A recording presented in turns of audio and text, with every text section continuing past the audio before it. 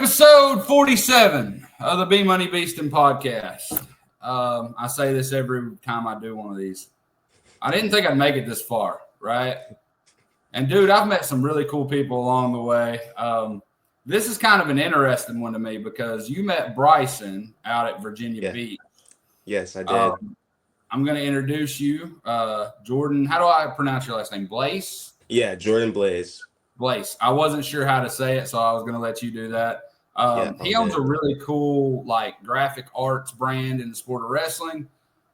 He met the original Bmoney back here out at NHSCA back in March, and they kind of got to talking. It's like, well, we kind of do something similar. And yeah, man. And I was like, dude, we need to get together on the podcast. You see him walking in the background, right? Yeah.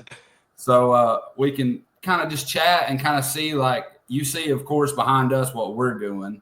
Mm-hmm. And he kind of seen what you're doing, but we can't put the two together. So I think this will be really cool. So let's kind of just start here, man. You told me you wrestle at Washington Lee University. You're a college student. You're obviously in graphic arts. Let's go back. How did you get into wrestling? How did you get into graphic arts? And how did you merge the two? This would be an interesting starting point. Absolutely. So I think my story starts even before wrestling, actually, because my whole brand is about making comic books. The title of my brand right now is Nosebleed the Wrestling Graphic because there's a lot more things that I do than just comics. Like when I was at Virginia Beach with Bmoney, I was talking about making custom characters for the wrestlers there. So I do that on top of making the comic art and all that other stuff. But it starts even before wrestling because ever since I was a little kid, I liked reading comics a lot. I liked writing, but I didn't like reading actual novels. I preferred more your Batman, your Superman, X-Men, Spawn, all those comics. Just quick burst kind of thing. Yeah, absolutely. I wasn't really a very avid reader in the novels, but comics was my everything, and I started writing a lot of comics, and that's how I really got into action and fighting. I played a lot of Street Fighter as a kid, so I was really just kind of a hothead. I really liked getting into fights and stuff. Basically warranted. I started with boxing. My mom got me into a boxing gym around middle school or something because I always wanted to play a sport, but unfortunately I wasn't tall enough for the basketball team. I tried out I tried out 2 or 3 times. I did do a recreational basketball league for a little bit, but that didn't turn out so well. So come 8th grade year, this was 2019 before the pandemic. So before quarantine and before COVID hit, come 8th grade year, I got cut from the basketball team for the last time, and I was like, you know what, I'm done. I need a sport though. I didn't know if I should have done winter track or anything.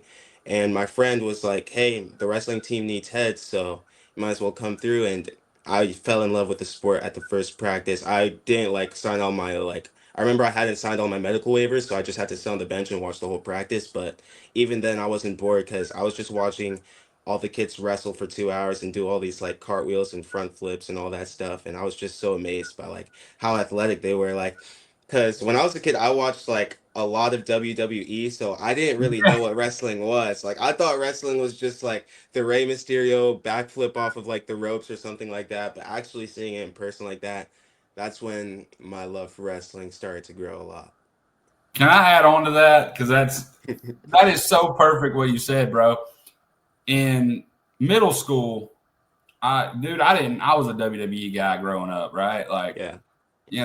We're from the South, right? You're in Virginia, correct? I'm in North Georgia, Chattanooga, Tennessee area. Mm-hmm. So dude, in the Bible Belt, as you would call it down here, you got the goofy pro wrestling fans, right? You got the husband and wife that need to get on a treadmill that probably smell a little funny that go to all the local shows, and he cusses out whoever, and it's just a way of life down here.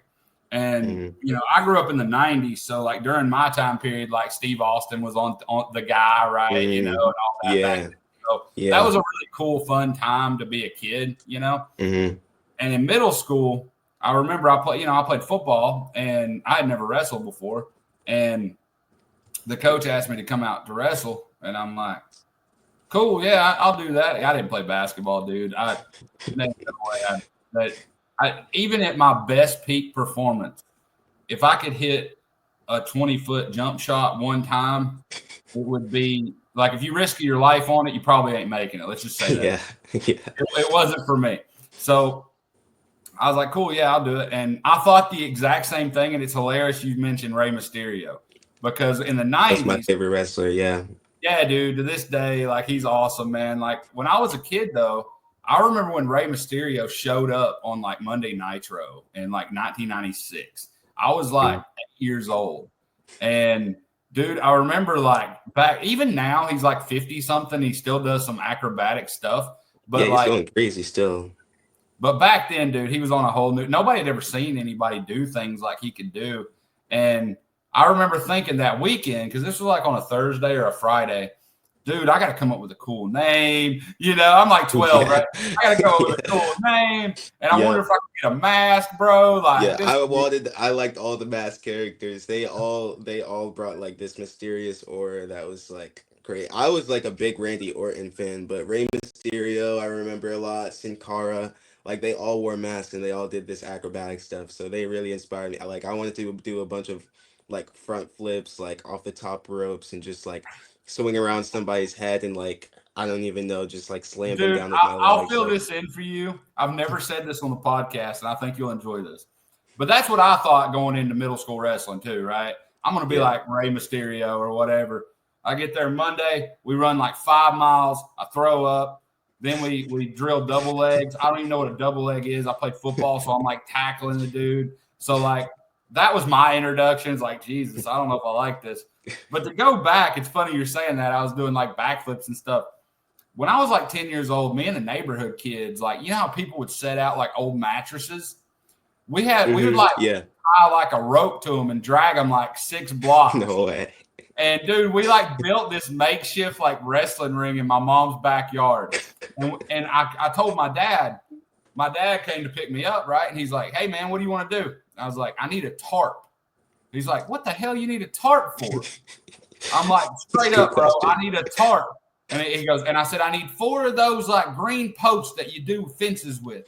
He goes, what the hell are you going to do with this? And I'm like, I'm building something, man. I'm building something. And dude, my dad took me to Ace Hardware. This is a true story. I've never told this story. I got a blue tarp, and we wrapped all these piece of shit mattresses in this blue tarp. And we put 4 of these like fence posts, and we took bungee cords, and we completely built like a wrestling ring in the backyard. Wow. And my back hurts, my neck hurts, and my knees hurt. And I bet.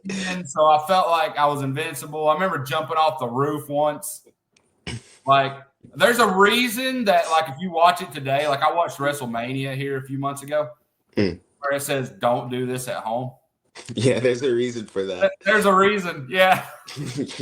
I just thought you would like that. That's true, man. We were poor kids, and we took like a piece of poster board and created like a wrestling belt, like art, right? We like drew it out. So like kids' imaginations, man, is crazy. Like I remember I didn't go to that crazy extent, but I was doing like backflips off the couch, just like slamming on my brother. And there were like a lot of injuries between me and my brother when we would fight as kids. It was crazy. Dude, that's awesome though that was what propelled you into trying the sport of wrestling. Because, dude, like it kind of was the same for me. So, like, I really relate to that. Now, with Bryson, who you met, he would have never started wrestling because I never thought about it. He started when he was like 5, I think, or 6. I don't remember. But it was by accident. He told me when he was little, he had to go pee. He played football and baseball. He said, dude, I have to go pee. And we walked to a rec center so he could pee. It was the only thing near us. And there was a sign on the wall that said youth wrestling. Had that not happened, we probably have never met. Wow. So the butterfly effect thing's real, man. It's crazy. Now, of course, since then, he's stuck with it or whatever. But so you got into it middle school, 8th grade, right? Yeah. So how did things unfold to get you into college? Right. So 8th grade, I had like a decent season. My area, I'm from New Jersey. My college is in Virginia, but I'm originally from New Jersey. Oh, okay. Yeah. So a lot of tough wrestlers there, but my county or my region area wasn't that tough. So I settled out with like a 50-50 record. And then COVID came and quarantine hit. So that whole year, there wasn't like my region wasn't really crazy for wrestling. So there wasn't like a lot of opportunities for me to go to practice still with all that COVID stuff happening or even try to make it to states. So that year I just tried working out to get bigger. And my sophomore year, I finally went into wrestling again. Did not have a great season that year. I went Honestly, my weight class was pretty stacked. Like every time I would step on the mat, I would be going against like a team captain or like a region qualifier, state qualifier or something. So I think my record was like 2-16, 2-18 my sophomore year of high school, which was pretty like underwhelming. But I one of my friends who actually qualified for regions, he was very close to qualifying for states because in New Jersey, actually, we have districts, which you have to get top three, then you move on to regions, and you have to get top four to make it to states. My friend got like fifth place, so he was like around the edge of making states, so he was the best on our team. So I asked him like, "Hey, how do you get so good?" And he'd been wrestling since he was young. His name was Colin, and Colin was basically like, "I'm going to this club, Elite Wrestling, and I'll take you with me." So I started going with him and his family to Elite Wrestling, and like I just started like developing like exponentially, like exponential growth. Um, I would like start working like side jobs just to get enough money to like go and attend the club. Like I did whatever was in my power because I saw like the true elite guys, like all the state qualifiers and state placers were going there. That club's ran by Sebastian Rivera's dad, Steve Rivera. Uh Okay. yeah, yeah, Sebastian Rivera. He just got Olympic bronze Right. last year. Yeah, so I started training over there and I started going to like Virginia Beach, the national duels. I went to NHSCA's for the first time. I started doing off-season tournaments and then I started turning up my junior year. That's when I really started falling in love with the sport, like just staying consistent. I think my record was like 25-14 my junior year, and I was able to qualify for regions, but I did not qualify for states. And then I just kept going with it. I just kept going with it. And junior year was actually the year when like first came up with the idea for Nosebleed, like the comic. And that was after like a 2 day long tournament. So you'd think I'd be like tired of cutting weight and wrestling and everything, but all I could think about was wrestling. And like I was writing down like notes like, hey, nobody's ever thought of like a wrestling comic book before. So that's like the first time that the idea came into my head. And I didn't really expand on it because I didn't know if I wanted to even be a comic book author. Originally, I was a writer for just normal novels, but that's when the idea first came in my head. And then continuing with my wrestling career, I went on senior year. I was state ranked at some point, but unfortunately, I never qualified for states. And between my junior and senior year, I actually reached out to Washington and Lee through their recruit questionnaire, and I gave my coach Alex Ratsky a call and we just talked things out and he saw me at the national duels and off-season tournaments and everything and my school Washington and Lee it's a Division 3 program and they qualify academics more so than athletics. So Right. obviously they want you to be a great athlete, but there's a lot of great athletes that don't get accepted into the school just because their academics aren't on to par. And that's with all like athletics here at the school. So I made sure that my academics were straight, and that got me into the segue of getting into the school. I applied early decision. So basically that means that Washington and Lee was the only, if I got accepted into Washington and Lee, that's the only school that I could go to. So I was basically committed there, and I Okay. got accepted in December, like in the middle of my senior year season. So So that's how. you knew you were going to school even before you graduated. Like you had it Yeah, like yeah, set yeah. up. Because Like I applied back in early November, and I got my decision back in like mid December. So I knew that I was committed there regardless. But that's one of those things that really, in a way, is actually a great thing because you hmm don't even have to really worry. You just know what's next. And yeah, a lot of kids, man, they like even me, dude. Like I talk about it sometimes on here. I was a football guy, right? And dude, what I thought was about to happen and what ended up happening was two different things, right? Like I had originally committed, or I was going to commit part of the, I think semi kind of had at Middle Tennessee State. That's where I wanted to go. And I got in trouble, and then that didn't happen. And then I found I was going to go NAIA, and then I got in more trouble, and that didn't happen. And you know, things happen, and you move on with your life or whatever. And but I was kind of lost, you know, through my whole senior year. I didn't know what was going to happen, and did I think it was going to unravel like it has? Absolutely not. So that's really cool that you kind of had like a plan, because, you know, I think that needs to be more of a thing. And you're seeing it with like these high level guys, like, you know, that are juniors right now that are committing now. Like, you know, Jax Forrest just won the U.S. Open, and he's going to be a senior in high school, dude. And he already knows when I'm done with high school, I'm going to Oklahoma State. Like, that's a great scenario. And I think it should be one thing that I've learned about recruiting now that's really different is like, you know, Division I and Division II and Division III and NAIA all have a little bit of differences in how they can approach kids, when they can approach kids. Like there's no across the board, like this is, and with NIL becoming a thing, I don't think it should make it damn. So with NIL, like you got kids, and now I read this, I don't know that it's true. And if it is, good for Bo Bassett. You know, everybody roots for Bo Bassett. I read a stat, they're paying him like $5 million. I don't know that. I don't know that that's true. I mean, I don't want to speak for Iowa or Bo Bassett. Like, I don't know. I just read that. I'm just making that clear. I only read that. But I mean, I'm convinced because I heard some similar news about their new transfer, Dean Peterson, who was originally from Rutgers, so New Jersey. And I heard that he's like getting like a big NIL deal. I don't know if it was another multi-million-dollar NIL deal like Bo Bassett's, but I know that he was getting like his apartment included, all his tuition included, and even more bonus on top of that. So I honestly wouldn't doubt that. Probably like I heard that an alumni gave that. I don't know if that like directly correlates with NIL or not, but I don't believe that's out of the picture for it to be about like 5 million, especially for someone like Bo Bassett. Well, even if you got a kid, like here's the thing that nobody really talks about with this NIL deal, right? Like, let's just throw this throw this out there. How old are you? About 21? I'm only 18. I'm turning 19 next month, though. All right, so you're in the demographic that I'm talking about, right? But you're a little smarter than most kids your age. I can already tell, man. Like, you know, you're very intelligent. Appreciate that. When I was 18, if you gave me $5 million, I'd probably be dead. Okay, like I'm just saying, you give me at 18 years old, I'd either be dead or I'd be in jail for tax evasion. Okay, one of the two. So, with that being said, like there's certain things that about NIL that just don't make sense to me. One, there was a kid, I'm not going to name him, but he's from our local area, right? And he was a football guy. He got in trouble in several different schools, okay?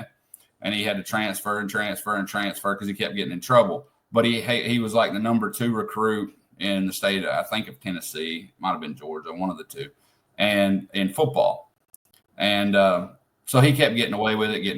He, of course, coach would take him here and whatever, and then the next coach would take, you know, it's whatever. Yeah. And I read somewhere that his marketing agency through NIL, he was getting like $1,000 for every Instagram post. All right. Wow. Now you add that up and say he posted 10 times a day. That's 10 grand. All right. If you make $10,000 a day, and if you have if I had the ability to make $10,000 a day, I would do nothing. Yeah, absolutely. But you got to think about it. You're talking about kids that most of them are coming from low income situations, right? Or medium income situations. You throw all that money at them, they don't, and most of the time their parents don't, and the agents don't care. They're just getting their commission. Don't understand taxes, right? So now you're going to have kids that are going to have tax debts or liens and don't even understand why. But if you're giving a kid that's 18 years old living in the project somewhere, you know, what's 10,000? Let's add this up. 10,000. I'm just making it up. 10 posts a day, $10,000 a day. So 10,000 times 365 is over 1 year. Made $3 million a year. Okay. posting on Instagram. I'm just making this up. Like, I'm not saying that's what happened. I'm just saying that I read $1,000 a post. Okay. Yeah. All right. So out of that $3 million, he owes about 1.3 in taxes, right? Well, I just bought my mom a house, my grandma a house, and I bought a Ferrari, and and a Lambo on top of that. Yeah.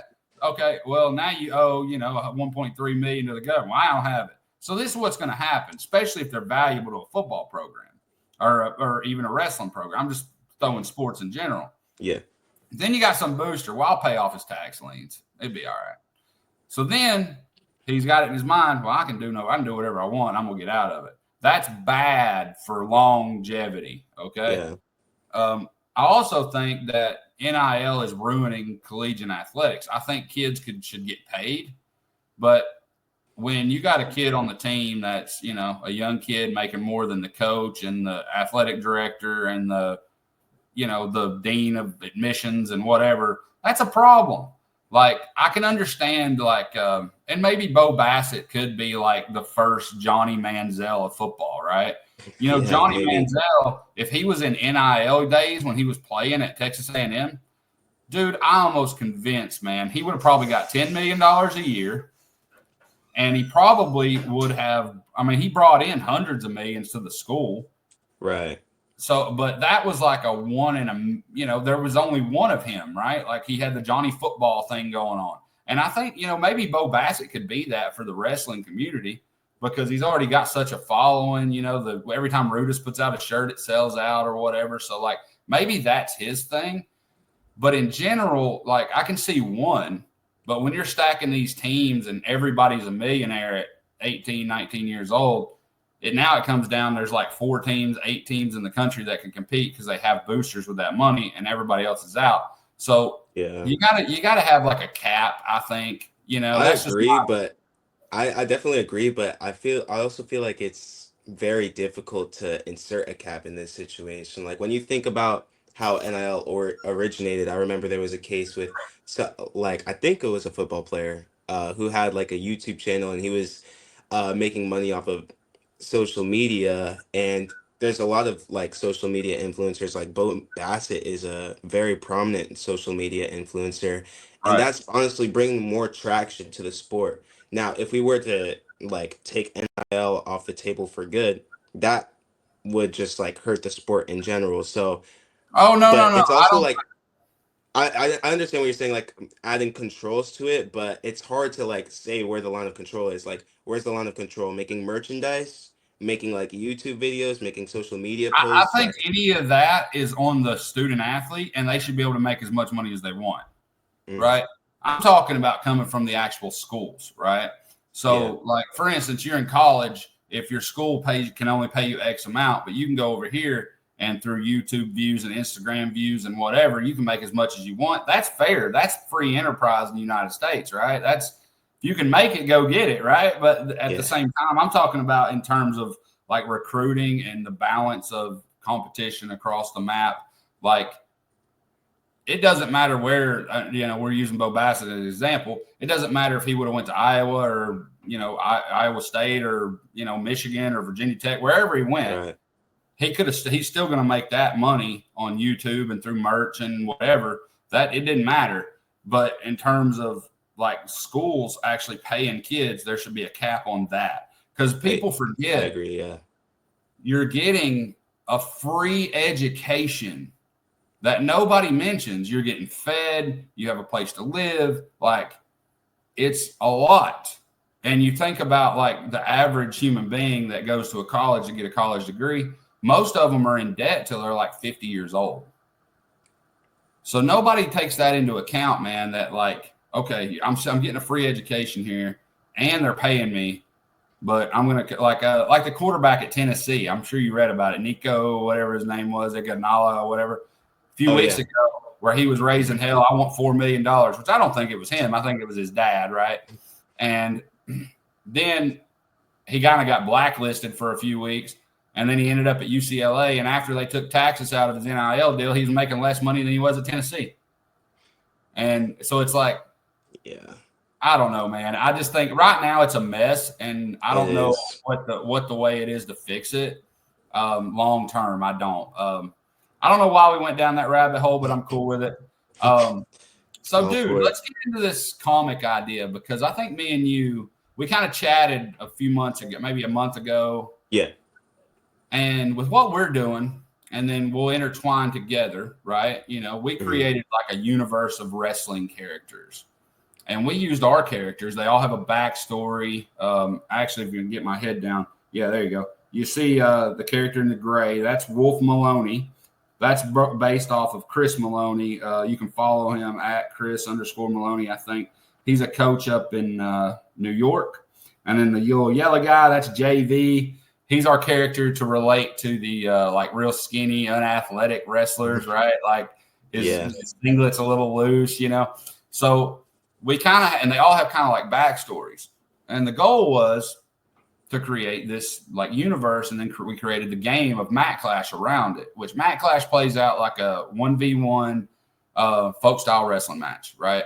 And we throw like cool little intricacies in there with like the feet to back card's a big card, right? Or the comeback card, or we got some specialty cards. So that's what we built, and we have goals of doing other things. Similar kind of to what you were doing. Like I'm definitely not a comic book guy, but I want to know where you're going with yours. And dude, who knows? Maybe we do something together at some point. Go ahead. Absolutely. Yeah. So my comic is traditionally there's two different types of comics, right? For those who don't know about Japanese media, let me just give an example. Dragon Ball Z, right? It's a cartoon show, but originally it was a Japanese anime, and anime basically just means cartoon, but it's from Japan. So that's where it originated from. Shows like Dragon Ball, Naruto, One Piece, if any of you guys know that. But I know that Dragon Ball is the most mainstream, and at least has been mainstream for me as a kid. So what anime stems from is manga, and manga is basically Japanese comics. Not too different from American comics, but American comics are read from left to right, and Japanese comics are read from right to left. I was trying to make an American manga, which is actually rising in popularity here in America recently. So it would, your standard comic, it's a little bigger than a manga. I actually have some manga here on me. Hold on. Like, here's an example of a manga, right? This is Naruto. It's one of the most popular series. It's not as big as like your traditional comic, uh, and it's read right to left, and it's also in black and white. I So actually it's seen one of those not long ago. Yeah. yeah. So it's not fully colored, and that's just to make the printing process and the art process a lot faster for the manga creators. So that's what I'm trying to do with my series. I'm trying to make a manga, which is very similar to American comics in every fashion, except that the volumes are like a lot bigger. Like your standard like American issue might be like this big, but it's like colored, and it's like a lot more it has a lot more resolution for the page size. This one, it would be about 200 pages, a little smaller, and I'm looking to get published by the end of this year. So right now I'm working with a manga artist in Japan. His name is Lamboski, and basically we work together. I storyboard some comics, and I send it over to him to basically complete the art process. So I do the sketching, and he does all the inking and everything, and I write all the stories and script everything out. I actually have like a huge list of characters, which I'll get into a bit here. But basically, what we're trying to do right now, our current goal is to submit to publishers like Viz Originals, Dark Horse is also an American company that's starting to make manga now, Kodansha, basically a bunch of big comic and manga enterprises so that we could get Nosebleed funded and out to the public as soon as possible. But my end goal, if you were to ask me my end goal, it would be to make like an anime like Dragon Ball Z or something like that. Something like that mainstream that people could watch, fully colored, fully animated, like a bunch of seasons and episodes. That's my end goal for Nosebleed. See, we're kind of lining up here. I have this long term goal with Bmoney Beastin, Team Mat Clash, the Mat Clash brand. Hmm. I want to, and I've had conversations with people. I don't know where it goes, but I think there's a way to, and I relate our brand to like Power Rangers, right? Mm, yeah. And if you look at back, and I always say the same thing. In the early '90s, like I was like 5, 6 years old when the original Power Rangers came out. And dude, when you went to elementary school, everybody had the T-shirt with the whichever color Ranger and the little heart thing or the little circle, or whatever, Yeah. and the little morphin badges. And I thought about it, and I'm like, that's pretty cool. But then I remember reading an article like maybe 10 years ago that during the '90s, like from like '90, I think it came out in like '93, so like '93 to like '99, like karate studios absolutely exploded. Okay. Because kids wanted to be like the Power Rangers. So, Right. mom, I want to do this. So, you got karate studios exploding. Well, the thing that's going that to me with like major wrestling brands, right? Which they're nothing against Rudis or anybody, right? They're all doing their thing or whatever. But who do they always go after their demographic? It's always like, the top guy or whatever, right? Yeah. But I'm just going to throw this out here for every one, Spencer Lee, there's 60,000 little Johnnies. Yeah. And you look at that demographic, and everybody says they want to grow the sport of wrestling. Well, you don't. You only grow it by getting them engaged in it. But how do you get them engaged in it? Mm-hmm. And where you were talking about an anime series, I want an animated series with a long term storyline that kids, because every kid's gonna relate to a different character. Exactly. They're gonna insert themselves in that character's shoes, right? Right. So, like for me, like when I started wrestling, I'd have probably related to our character Hammer. I was kind of a bigger guy. Let's see, I might be able to show him to you. Yeah, see him, Hammer, right down there in the corner. Yeah. That's Hammer. I was kind of a bigger guy. I wasn't that jacked up, but that's probably who I would have related to at that age. And then you look at like, we got to have like see Brackett right there. He's got a little belly on him. There's going to be Yeah. kids that will relate to him. And then you got little Farrell. That's one of our new characters. We haven't even put him on a card yet. And he's like a little dude. Like these little guys would be like, he's kind of mischievous. So like they'd probably relate to him. Yeah. So I think there's a way that through and including things that you're doing as well, like even if maybe at some point we intertwine and try to do something together, whatever it is, I feel like those avenues are going to bring in more kids to go to a wrestling club. Absolutely. And a But little bit about my main character because I based my main character off of how I felt as a kid. So my main character, his name is Brano, and basically his whole archetype is that he's he doesn't what's an have archetype? What's an archetype?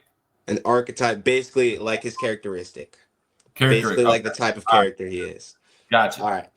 So his character archetype is basically he's the weakest in his family, and his family Oh, is like full of wrestlers. My family isn't full of wrestlers, so it's not a complete one-to-one comparison.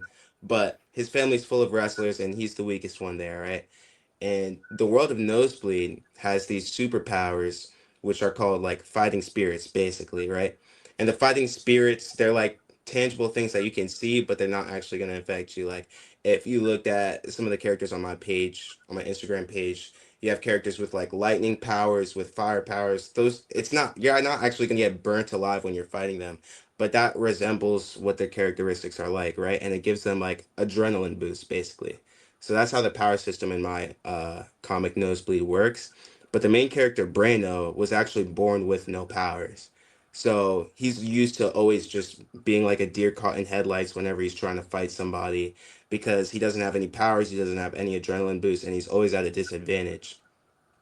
And so he becomes a people pleaser because he doesn't want to get into fights with other people who he think might be stronger than him. He doesn't want to feel like hated by anyone, especially because he's so weak. But one day he gets bullied so much by his family that he decides just to try no matter what. And after his grandpa's funeral, his dead grandpa's spirit actually comes and gives him the old superpowers that his grandpa had.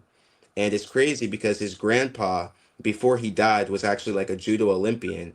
So now with his grandpa's powers, he's actually the strongest of his family now.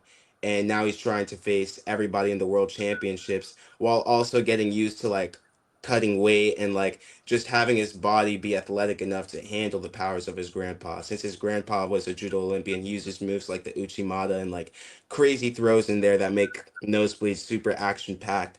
But basically, Brano's characteristics I feel like would relate to a lot of kids around the world, honestly, like who feel like they might not have the talent or the innate strength to do something, but then come when they have a will, they could just push through it and actually see what their true potential it fully is. So I feel like my main character could relate to a lot of kids around the world. Yeah.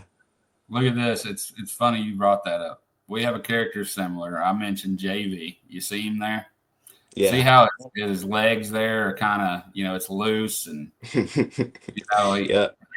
his backstory. Since you're bringing it up, and before I say that, I'll tell you this: our first character we ever built, MB, the guy in the green there. Hmm. He was like our mascot, and then we ended up building out this entire group. There's a million of them now, but JV's backstory is he lost 47 straight matches. All right, and dude, that he just has this resiliency to just not quit. Were the Right? matches JV or were they varsity? He was a JV state champ in this Okay. backstory, and Okay. he got bumped to the varsity lineup, and he lost 47 matches in a row.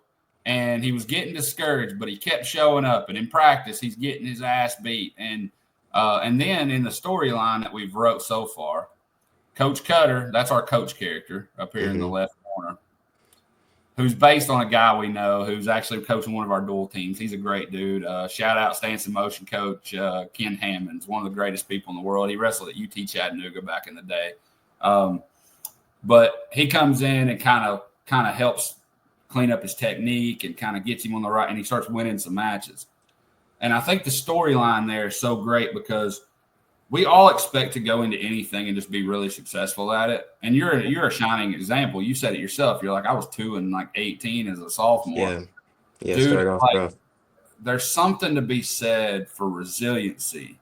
And I think that we're in a time period where it doesn't really exist. Like when things get hard, people just quit and move on to something else. And I think that's another reason that I think wrestling's so unique as putting kids in it young, Exactly.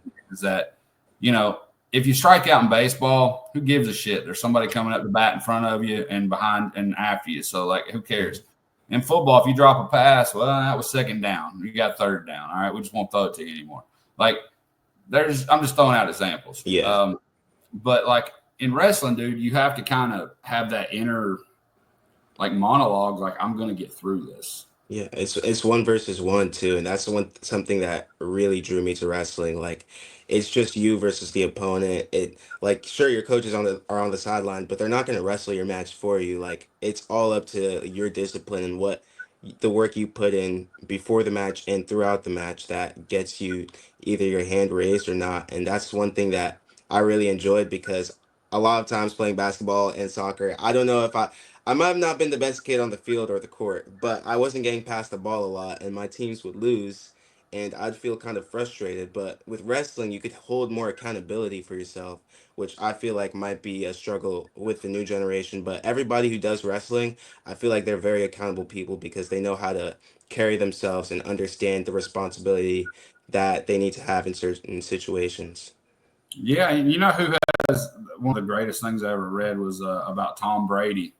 Hmm. He said, dude, I was the fucking backup quarterback on an 0-8 JV Yeah, I heard football that. team. And he goes, I couldn't even get on. We were 0-8 and I didn't even play. And he's like, so, at that point in time, can you imagine? We talked about the butterfly effect, right? Like with Bryson. Had he not had to pee at that moment, he would have never started wrestling. We'd probably Yeah. never met. Imagine Tom Brady, the greatest quarterback of all time in the NFL, said, I suck. I can't even make an 0-8 JV football team. And he goes and just doesn't play anymore. Look at how much the world changes, Yes. right? Yeah, absolutely. That Randy Moss doesn't hold that record for the most receiving touchdowns for as long as he has. A lot of things don't happen. So there's something to really be said for resiliency, man. And, that's something with Bmoney Beastin. And you know it too, because you're a semi-entrepreneur. It's not always easy. right? Yeah. It gets really tight at times, and you're like, well, am I doing this next? Am I doing this Definitely, next? yeah. Do I hold this back? It's a tough thing. And I think people that have a background already of being resilient, like a wrestler would be, because, it's hard, dude. It's hard to get up and go to practice every day. It's hard to cut weight. It's hard. Like one day, maybe 2 weeks ago, Bryson was at school and he says, dude, everybody's going to the soccer game. The soccer team, I guess, made like the playoffs for the first time ever or some shit. I don't know. But anyway, he said, I kind of want to go, but dude, I got to go to practice. I was like, well, what are you going to choose? He goes, I'm going to practice. So that itself's like, okay, all right, cool. And that's the accountability that you learn because, you want to win. You got to be in the room to win. So, I think that's what kind of we're both doing in a way. We're like building this like 100%. that can engage, kids and maybe future kids. And like, I'm really excited about the upcoming gear that we're doing because I know kids are going to wear it at school from the dual teams. Check these out if you haven't seen them yet. These are our dual team hoodies. That's new. Yeah. And every kid that wrestles on all of our dual teams will end up with that. They're lightweight. They're lightweight hoodies, like real thin. And the shorts for our dual teams. I like the shorts a lot. Those are nice. Yeah, fight shorts. They're really cool. And if you look really close in the background, you can see the card game kind of in the background. Oh, and yeah. You can see it here, too. It's on the hood and on the back and the front. That's there. Sick. So my goal is with that as it grows, because like June 7th and 8th, shout out Brandon Bruner. He ran Crown Jewel Grappling. He's now a youth coach up at MBA up in Nashville, a private school club coach. And then Randall Jennings runs Ground Zero Wrestling up in Tullahoma, Tennessee. Of course, I mentioned Coach Cutter, Stance of Motion, Ken. We got a whole group of guys that are each taking a Mat Clash team to the Bootleggers duels in Gatlinburg. And that's going to be really cool. And then in August, we're taking a boys' high school and a girls' high school team to Deep South duels down in Birmingham. So we're it's a slow grow. We're new to this. Granted, we filled teams with no problem, so that was awesome. But I think the more we spread this gear out, maybe that kid's like, there's a kid that goes to 4th grade and he's like wearing one of these, right? And he's like, dude, that hoodie is sick, bro. Where'd you get that? He goes, man, I wrestle, bro. Well, what's wrestling? Well, I go to this club. Well, can I do it? Boom. We got another one. So I think it's like a snowball, right? It's going downhill. You're just catching it as it goes. And I think that's really cool, man, how you're trying to build out it's similar to what we're doing in a different way. If I try to read something backwards, I think I'd go blind, right? But I'm considering having it left to right since America's going to be its like mainstream market. But yeah. Yeah, I just think my youngest son was into that anime stuff for a while, and I remember we had a used bookstore that we used to go into to buy those books. So I'd seen that before, and he's like, yeah, and he was telling me like I watched some of one of the series. I didn't understand what the hell was going on, but I kind of watched it, and I was like, well, this is kind of neat. And it's what you're doing is like wrestling anime, and what I'm doing is wrestling Pokemon. Yeah. That's a good analogy. Yeah. And dude, I think that somewhere along the way, we got to intertwine. I don't know how that is, but we're kind of in the same mindset. I feel like that would be a great collaboration if I do a character in my art style for you, and then you do a character in your art style for me, maybe make a little card for Brano, the main character. That would be pretty sick. There's definitely a lot of options here. And dude, I think that I don't know where that goes, and we'll talk over several months, right? And be like, yeah, what about this? What about this? And dude, I just think that when this is the first person I've met. To be transparent, me and Quantal Langford. You need to follow him. You get a chance. Quantal Langford, the Langford Studio. We own Bmoney, Beastin, Mat Clash, the brand, the characters, all that, and I didn't draw these. All right. I can draw stick figures. Quantal drew all these freehand. All this is freehanded. We are the only people I'd ever met until Bryson introduced me to you that had the similar like thought process of how to introduce wrestling to kids. Yeah. And I think that that's phenomenal, man, that you have this same. I haven't met anybody else that's thought like we do. Like, so I really relate to you because, like, dude, if you're gonna, at some point, there's got to be another generation of people, and then after that, there's going to be another generation of people. Absolutely. Yeah, What and like builds the best people?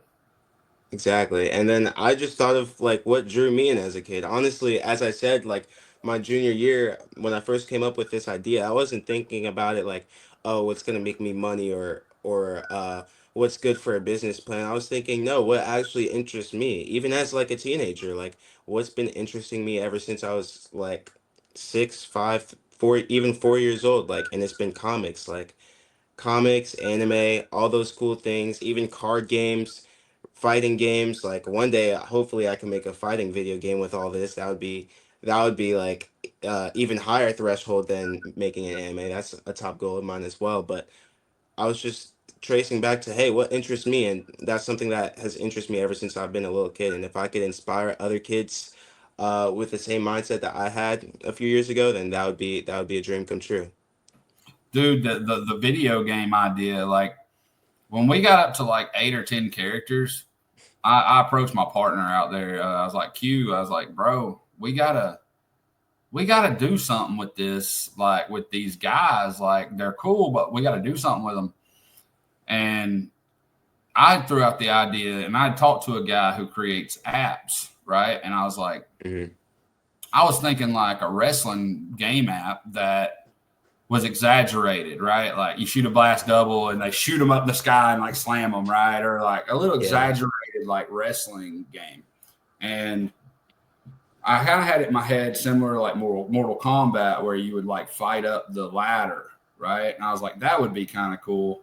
That would be And sick. Also, like Street Fighter arcade mode, like yeah, yeah, something like that too. that Yeah. kind of similar thing, you know. And this was where we decided against the app and to start producing the card game.